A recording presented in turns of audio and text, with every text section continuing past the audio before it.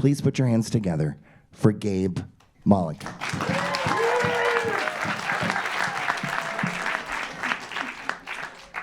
Hey, everybody.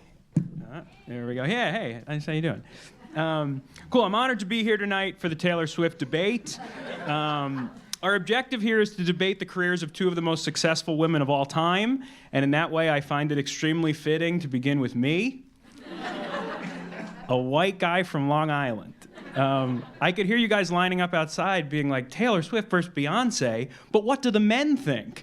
And I'm here to answer that question. And as a white man from Long Island, just like the bagel boss before me, as is our custom, I do have thoughts and I will be sharing them.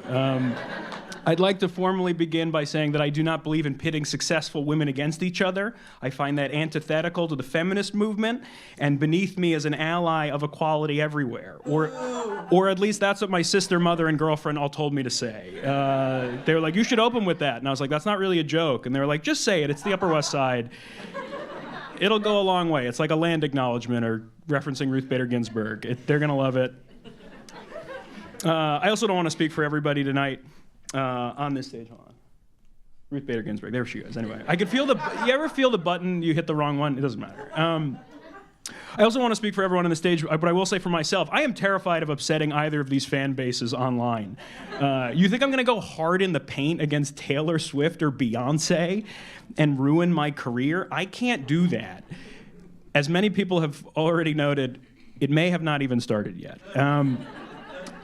Now, my argument for Taylor Swift is simple. Right now, she's at the top of the world, and the stats back this up, okay? She's done, on the Eras Tour, she's done 149 shows in 21 countries. She's played more than 6,500 songs, which is nearly half the length of the average Bruce Springsteen concert.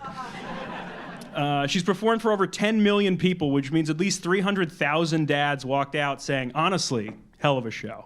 And some others were quoted as saying, wow, this was better than the cheerleading competition I normally have to go to. This stat's my favorite. During the Eras Tour, over 4 trillion friendship bracelet beads were threaded and shared among concert goers. And the reason that's my favorite stat is because I made that up. I don't really understand orders of magnitude. Also, shout out Taylor for bringing back friendship bracelets. I feel like at this point she's single-handedly keeping Michael's Crafts in business. Yeah, they haven't had this much action since science teachers started assigning papier-mâché volcanoes. Though I know the one on 59th Street closed, R.I.P. Also, real Swifties know that the Eras Tour has famously lasted 3 Taylor Swift boyfriends. On this tour, she's dated Travis Kelce, she's dated Joe Alwyn, and of course, Animal from the Muppets. People forget, but her song, But Daddy, I Love Him, was in fact about Animal, as is the entire Red album. I'll take an applause break. I've learned to accept that. Thank you, yes. All right, during the tour, Taylor performed on 5 continents, so sorry, Antarctica. Your population of 1,000 wasn't cutting it. Taylor has a VIP section that's bigger than that, and that's just the box with all the Haim sisters.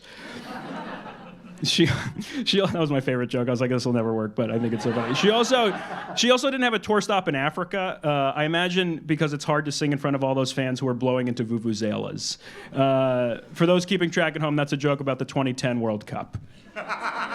That's also a joke for no one. All right, finally, there's much to say about these two women, their artistry, their devoted followings they've cultivated, but for the sake of humanity, here's something that they're both bad at. Could these two be worse at picking movies to be in? Somehow Taylor has been in Cats, the 2012's The Lorax, and Valentine's Day. That's not an IMDb page of a superstar. That's a Redbox DVD kiosk in front of a looted King Cullen. Please, Taylor, I beg you, when A24 calls, please pick up the phone. Beyonce and Taylor, they're the biggest musicians in the world. They play sold-out arenas, and somehow their movie agent is just Saul Goodman from Breaking Bad. As poor as some of Taylor's movie choices have been, however, Beyonce's have been worse. In 2009, she was nominated for Worst Actress in a movie called Obsessed, which has a 13% on Rotten Tomatoes. Her competition for that person's Gabe, minority. do. Thank you, Josh. Her competition for Worst Actress that year was Miley Cyrus playing Hannah Montana in the Hannah Montana movie. She also did Austin Powers Goldmember, which full transparency, I love that movie. But she should not have been in that movie. Okay, Beyonce went to work that day like, oh look, I'm 5th on the call sheet behind Mini Me and Fat Bastard. Who allowed that to happen? Watching her in Goldmember is like if Bob Dylan were in Scary Movie 4. And then I wrote, hey, I just love parodies, man. And then in parentheses, I wrote, in my notes, I wrote, if the debate is going well, try to improvise a Bob Dylan impression. In conclusion, Taylor wins because, unlike Beyonce, she writes all her own music and has nothing to do with the live-action Lion King. We stan our millennial queen. Thank you so much. Have a good night.